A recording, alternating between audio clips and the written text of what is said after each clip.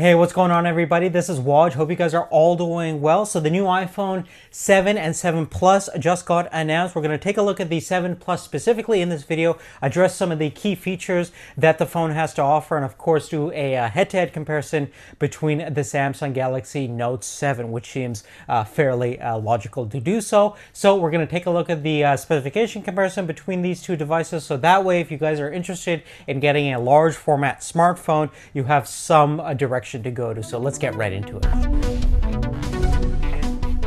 Now, dimensionally speaking, when it comes to the design of the new iPhone 7 Plus, it's going to be slightly larger when it comes to width and length compared to the Note 7. Not by a huge margin, but it is going to be larger. It is going to be slightly thinner than the Note 7, measuring about 7.3 millimeters. It's about 7.9 millimeters, but it's going to be a little bit heavy, about 188 grams versus 169 grams on the Note 7 side. Thankfully, both phones are dust and water resistant to some extent.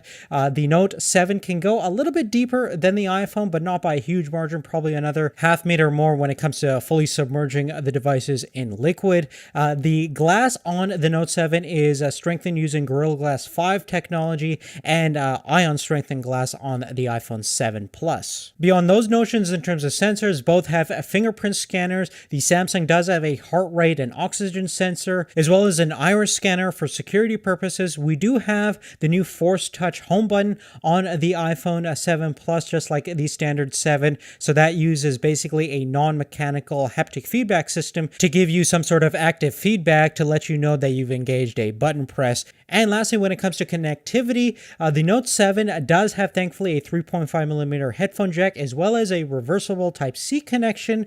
But the iPhone 7 Plus does not have anything but one connection. That's the Lightning connector. So that means you're going to need the 3.5 millimeter to Lightning adapter, which thankfully comes inside the box to hook up a traditional pair of earphones or headphones. You also do get a pair of Lightning headphones inside all the new iPhone 7s as well.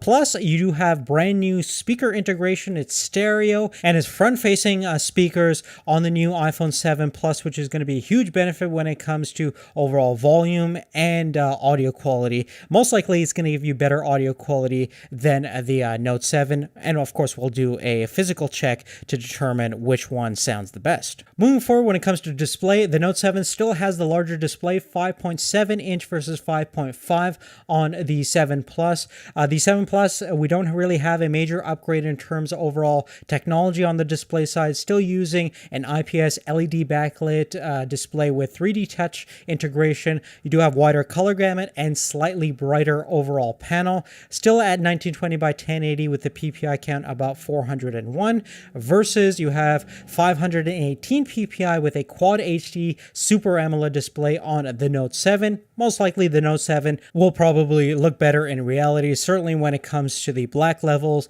and overall sharpness of the display. Now, when it comes to the internal specs of both these two smartphones, obviously they're running on different platforms. On the iPhone side, you have the new Apple A10 Fusion chip. It's a 64-bit quad-core chip that has two high-performance cores and two high-efficiency cores for better overall app utilization as well as overall power management. So it'll give you hopefully better battery life optimization with those two low-efficiency cores. RAM is uncertain in terms of what the exact capacity is on the iPhone 7 Plus, perhaps somewhere between 2 or 3 gigabytes. We'll, of course, confirm that once we have more details. We have 4 gigabyte of RAM on the Note 7, and most of the devices are using the Exynos octa-core 8890 chip, which has a mainline T880 graphics processor, and on the Apple A10 Fusion chip, the GPU performance is about 50% faster than the older generation A9. Memory capacity is about 32,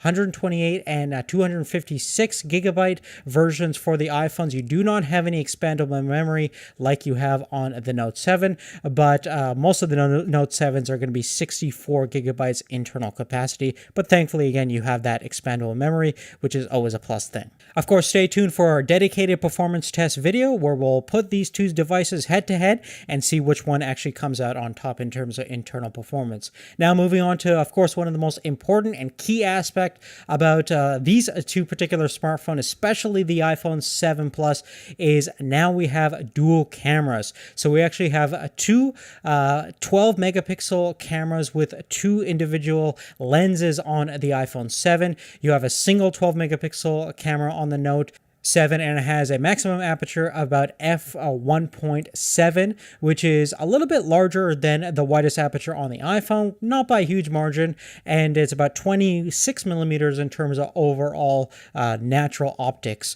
When it comes to the new iPhone 7 Plus, because it has two lenses and two cameras, you have one that's rated for f1.8 at 28 millimeters, so a little bit of a wider perspective, and then you have a telephoto lens at f2.8 at 56 millimeters, so you have about 2 times optical zoom. Now, the key benefit of this is, one, you can obviously zoom into photos without really any degradation of the image whatsoever because you're doing it optically like you would do on a professional DSLR with a telephoto lens or a proper zoom lens. And on top of that, you can do shallow depth of field, which is really exciting for a lot of you photo geeks out there that want to actually take really cool looking images like you would find in a lot of traditional portrait photography, where the background is nicely blurred out to the foreground image so you can focus in on your subject. It's never been properly done on a smartphone, and there's still some clever software technology that's going to be analyzing the depth of the image and doing some calculations to give you that shallow depth of field filmic-like look, but it's going to be interesting to see how it works in reality. Obviously, both cameras have phase detection autofocusing as well as optical stabilization. When it comes to the front-facing cameras, you have 7 megapixels on the iPhone 7 Plus and 5 megapixels on the Note 7. Both can do 1080p video, of course, on the front side, and both can shoot 4K video at 30 FPS, 1080p at 60 FPS, and slow motion at 240 frames per second in 720p. So again, we're going to be doing a full-on dedicated camera comparison video between these two smartphones, which is going to be really exciting with the dual cameras on the iPhone 7 Plus. Last but not least, let's talk about battery life. The Note 7 comes equipped with a 3500 milliamp hour battery that's equipped with fast charging as well as wireless charging capabilities. We don't have official wireless charging or fast charging capabilities on the new iPhone 7 Plus. The battery performance is going to be rated to about 1 more hour on average compared to the previous generation iPhone 6s Plus, and it's going to give you roughly about 21 hours of 3G talk time. We don't have a confirmed measurement in terms of how large the internal battery is, probably under 3000 milliamp hours most likely, and the battery life isn't a significant upgrade from the previous generation iPhone. But again, we'll definitely check out the battery performance of the new iPhone 7 Plus and see how it stacks up against the Note 7, so stay tuned for that dedicated camera comparison. But really on that, guys, that's really it. Generally speaking, the iPhone 7 Plus is definitely in an interesting smartphone direction. With no headphone jack, the dual camera system. There's definitely some interesting features that's going to kind of change the landscape of smartphones beyond this. We'll see if this will be a trend to have dual cameras, but certainly in terms of a photography standpoint, there's a lot of different compelling options. And we're obviously going to test out that new camera to its full extent and do a comparison between some of the Samsung cameras and some of the other popular smartphone cameras to see what the quality is like, and obviously do a full-on video series with the new generation of iPhone 7s and 7 Pluses. So definitely make sure you're stay tuned to our channel, subscribe if you haven't already, and check out our other comparison spec video comparing the standard iPhone 7 versus the Samsung Galaxy S7 as well. So thanks again for watching. We'll see you later. Take care.